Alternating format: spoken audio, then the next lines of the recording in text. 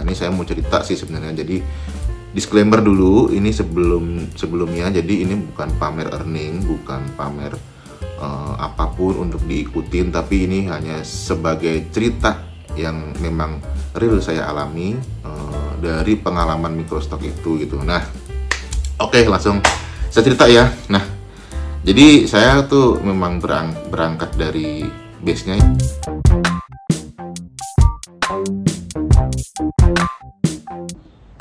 Assalamualaikum warahmatullahi wabarakatuh. Ketemu lagi dengan saya Yahya Rifandaru di channel Color Sepi, channel yang isinya tentang seni, desain, tutorial, dan mungkin berbagai informasi-informasi yang bisa jadi menginspirasi bagi teman-teman.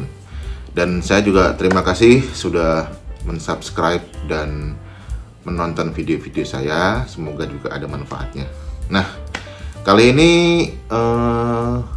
saya ingin bercerita ya, ini juga karena beberapa obrolan-obrolan dengan temen, terus ada pertanyaan juga dari DM gitu di Instagram, terus jadi masih sekitar microstock sih, tapi mungkin lebih apa ya, lebih spesifik, bukan spesifik ya, lebih jadi kayak gini, misalkan bisa nggak sih hidup dengan microstock gitu sebagai penghasilan utama, misalkan contohnya kayak gitu, terus seberapa yang dihasilkan gitu. Jadi ya kira-kira seputar itulah gitu. Jadi sekarang kan memang banyak alternatif gitu ya, ada yang mungkin teman-teman yang masih bekerja terus punya bisnis sampingan, misalkan jualan online atau apa segala macam. Nah, ini juga gara-gara tentang foto itu tuh, jadi ada yang nanya tuh, bisa nggak sih dengan itu gitu untuk hidup? Jawabannya ya tentunya bisa saja, dan itu juga relatif ya. Nah, ini saya mau cerita sih sebenarnya. Jadi disclaimer dulu, ini sebelumnya. Jadi ini bukan pamer earning, bukan pamer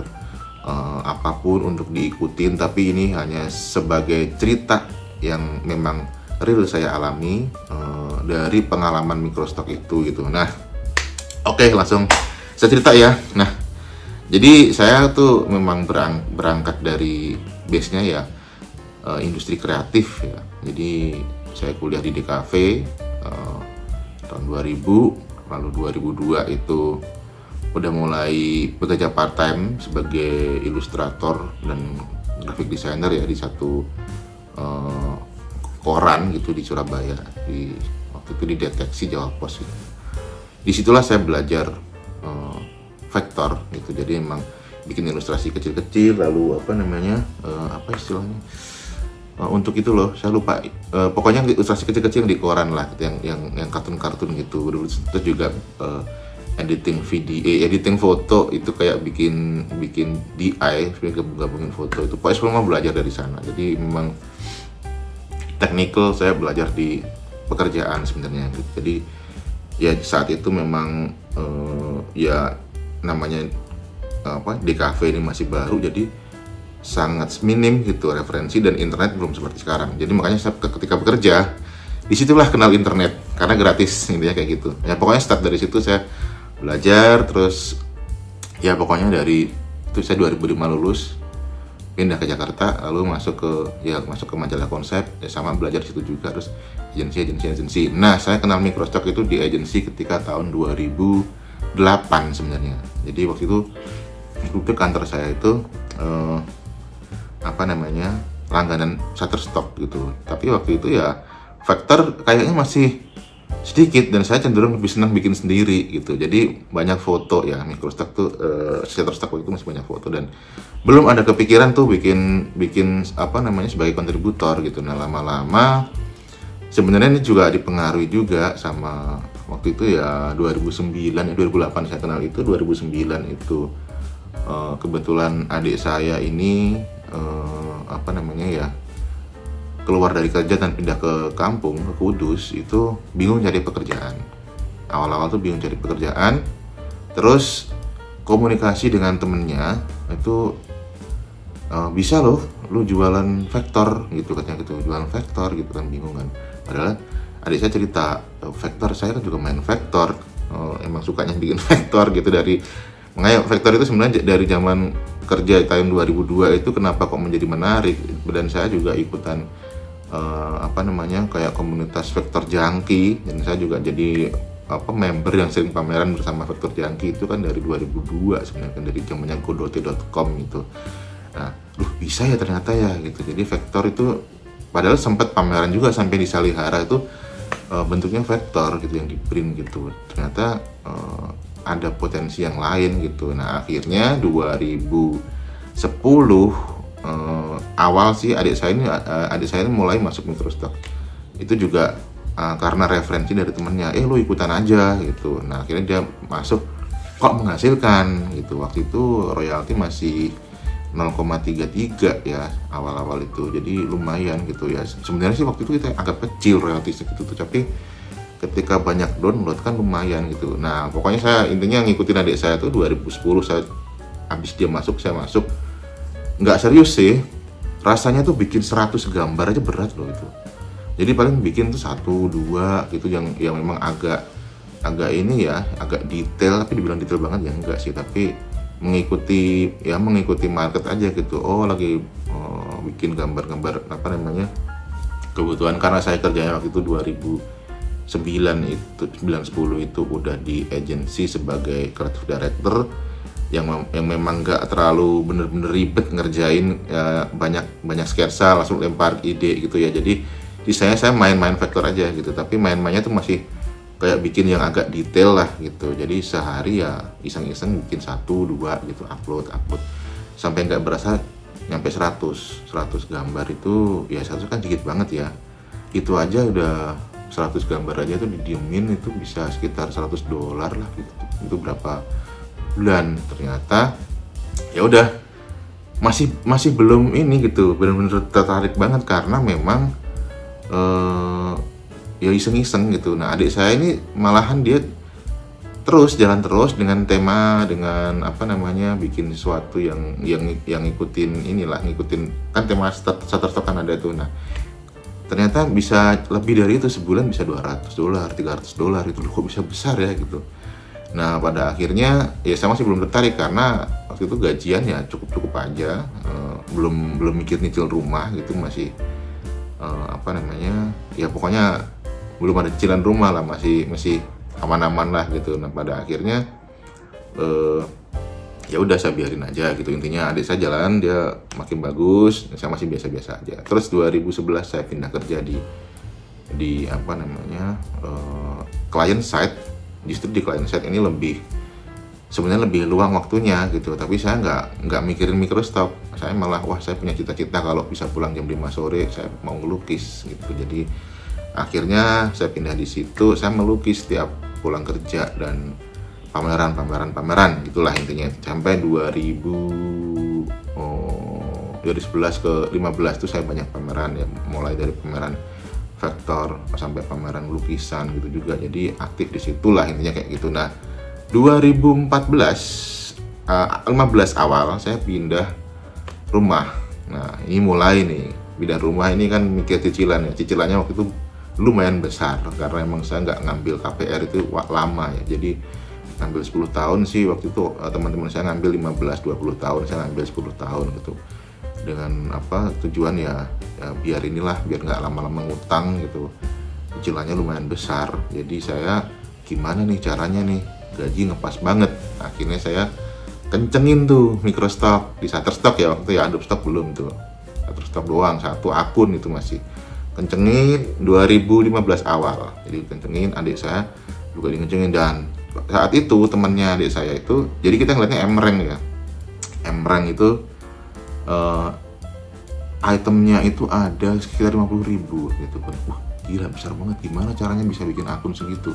Nah, saya sih sebenarnya sekitar waktu itu ya tetap bikin gitu, iseng-iseng bikin tuh ada sekitar mungkin udah ada sekitar belum 10.000 sih ya, sekitar 2.000-3.000 gitulah, segituan. Itu sampai 2015 ya karena bikinnya kan saya kan kadang-kadang kalau ada kerjaan nggak approve nih gitu, background atau apa, itu saya upload daripada nganggur kan, gitu aja upload gitu.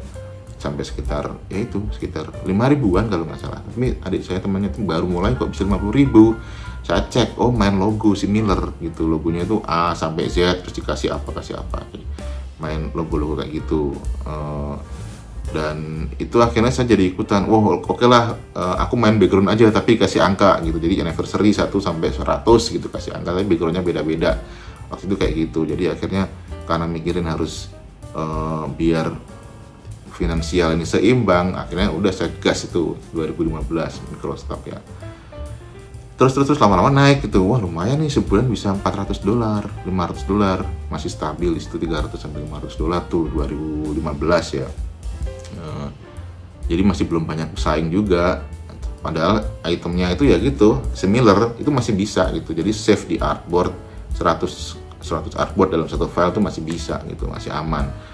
Terus lama-lama berjalan terus gitu sampai 2000 berapa ya, ya sampai 2018 lah itu ya. Singkat cerita itu saya bikin terus gitu sampai nggak berasa tuh hampir 100.000, sampai lebih dari 100.000 malahan gitu. Jadi terus ya tiap hari bikin, jadi udah kayak otomatis, tapi nggak apa memberatkan, karena bikinnya kan saya background kasih ya begitulah, bikin background yang memang sekali save itu bisa 100 gitu, lama-lama ya hampir 200.000 gitu lah intinya. Nah itu karena saya udah punya rumah, berkeluarga, rumah ini kan kurang luas gitu ya, akhirnya renovasi itu juga dari Shutterstock yang mana waktu itu sama gaji kantor itu malah melebihi dari gaji kantor gitu. Jadi ya kadang sama kadang lebih. Nah itu saya bisa alokasikan untuk renovasi rumah sampai jadi sampai sekarang. Nah ini serunya, rumah udah jadi nih 2018 tuh, pokoknya itu dari 16 ke 18 ini saya menikmati masa jayanya di microstock saat itu ya, di Shutterstock terutama. Adobe Stock malah belum, ya ada tapi dikit-dikit gitu. Jadi akun udah punya 2 waktu itu, tapi yang 2 ini iseng-iseng yang kedua gitu. Nah jadi sampai bisa buat renovasi rumah, dan yang paling menyenangkan ini adalah waktu 2020. Jadi pokoknya semua proses microstock ini saya kerjakan dengan pola nggak mikir, karena saya masih bekerja kan. Jadi saya nggak mau kepala saya pusing udah mikirin pekerjaan. Dan saat itu saya juga udah nggak ngelukis, itu 2015 itu mulai nggak ngelukis karena pindah rumah, dan pekerjaan saya mulai lebih makin banyak gitu. Jadi kayaknya capek kalau masa melukis kan butuh, dan saya dulu drawing di kanvas besar-besar pakai pulpen sama cat gitu. Jadi sekali satu karya bisa 3 bulan. Akhirnya wah nggak ada waktu nih, ya udahlah saya break dulu lah gitu. Nah itu saya breaknya, pelampiasannya tuh ke microstock, tapi microstocknya ya nggak mikir juga. Nah dari proses kerja yang nggak mikir ini gitu selama ya mungkin dari 2010 sih agak mikir ya, mungkin mulai 2015 ya, 15 sampai 18 itu saya buang upload, pokoknya random nggak mikir gitu. Dapat berapa ratus ribu itu, saya dikontak sama temen dari Makassar, Mas Yusuf Sangges. Jadi Om punya berapa stok gitu, ada sekitar 200.000 hampir sih gitu kan. Nah, ada yang butuh agensi nih, mau bikin Microsoft baru, agensi beli putus, jumlahnya bisa 200.000. Oh ya siap gitu kan. Nah akhirnya dia yang dealing gitu, di dealing, terus akhirnya dealing itu deal dengan harga $40.000. Nah di saat itu Microstock saya itu, Shutterstock saya itu sudah 40 ribuan, menghasilkan dari selama 2010 sampai 2019 ya, sampai 19 ya, itu udah 40 ribuan dolar gitu. Nah ini ada yang pengen borong semuanya, tapi masih bisa dijual 40.000 200.000 gambar itu. Saya belum sampai 200.000, so itu masih sekitar 190-an apa berapa gitu lah. Nah tinggal saya tambahin dikit. Nah itu mau dibeli dengan harga $40.000 diborong. Iya gas, langsung itu saya upload FTP itu selama 2 bulan ya, 2 bulan tuh, karena memang harus di zip kan. Jadi prosesnya, bayangin itu file tuh ada 700 giga file itu. Bentar, 700. Iya bener. Total filenya tuh 700 giga. Nah, itu saya upload pakai FTP bertahap selama 2 bulan gitu, kirim terus gitu. Setelah selesai dibayar langsung saat itu juga $40.000. Jadi memang kalau ditanya berapa penghasilan saya dari microstock selama 2010 sampai 2020, itu ya sekitar $90.000 gitu. Kalau sampai sekarang ya sudah, sekarang itu udah 56.000. Ini starter stock aja ya, starter stock aja 56.000 ditambah 40.000 ya sekitar 96.000 sampai $100.000 dari 2010 sampai ya sampai sekarang gitu. Ini baru satu akun Shutterstock yang akun utama gitu, belum yang Adobe Stock saya juga mulainya itu sekitar 2018 sih sebenarnya kalau nggak salah. Itu juga ya adalah lumayan lah gitu, udah ya puluhan ribu dolar sih gitu. Jadi sekali lagi ini bukan pamer earning ya, ini karena menjawab pertanyaan, bisa sih hidup dengan microstock? Sebenarnya bisa aja, tergantung kita berdomisili di mana gitu. Misalkan di kampung lebih asik sih sebenarnya. Saya kan tinggal di Jabodetabek, jadinya ya memang sedikit berbeda sih kebutuhannya, mungkin agak sedikit lebih besar dibanding di daerah. Jadi ya ini mungkin salah satu cerita yang bisa menjadi semangat buat teman-teman. Artinya itu sebenarnya jangan karena hasil sih ya. Kalau saya cerita ini karena bisa ya berhasil dengan Shutterstock dengan gitu, kayaknya mungkin lebih ke ini sih, konsistensinya gitu. Konsistensi itu sebenarnya lebih ke ini, seberapa bertahan kita dengan apa yang kita lakukan gitu loh. Jadi kenapa saya bisa bertahan? Karena saya suka yang saya kerjakan itu ya gambar-gambar yang saya suka, jadi saya nggak pusing gitu. Nah ini kayak semacam tentang yang diborong sampai 40.000 gambar itu kan sebenarnya itu konsep berserah diri gitu loh. Kayak jadi saya nothing tulus, udahlah gambar tinggal ini aja, mau laku nggak laku ya biarin gitu loh.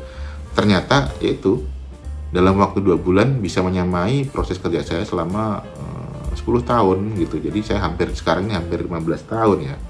Jadi Mas tetap aja masih bikin, biarpun royaltinya kecil, cuma ya 1.000 perak kan sekarang Shutterstock itu, tapi tetap bikin karena saya suka aja. Ngapain daripada file numpuk di hard disk kan, udah saya masukin ke microstock aja kayak gitu. Meskipun hasilnya memang nggak sebesar dulu, tapi sekarang mau lebih ke Adobe Stock ya, yang apa namanya, yang lebih oke lah gitu. Nah intinya ya jangan mencontoh karena penghasilannya, tapi mencontoh karena konsistensinya gitu. Jadi inspirasinya mungkin lebih di situ saja. Jadi ini kembali lagi disclaimer, saya bukan pamer earning ya. Samalah banyak sih konten-konten yang bilang kerja di rumah gaji dolar juga banyak ya. Tapi ya ini intinya sih hanya motivasinya aja yang diambil. Jangan wah aku udah setahun 2 tahun tapi belum berhasil. Ya itu kalau udah berpikir sebegitu ya saya rasa ya belum konsisten gitu, belum berserah diri gitu. Intinya kayak gitu sih. Jadi ya oke, itu ya cerita tentang microstock dari saya selama hampir 15 tahun ini, dan semoga ini bisa menjadi inspirasi buat teman-teman. Tetap semangat berkarya apapun bentuknya, mau itu di microstock, mau di pekerjaan, mau di apapun, yang penting tetap konsisten. Dan semoga ini ada manfaatnya. Wassalamualaikum warahmatullahi wabarakatuh.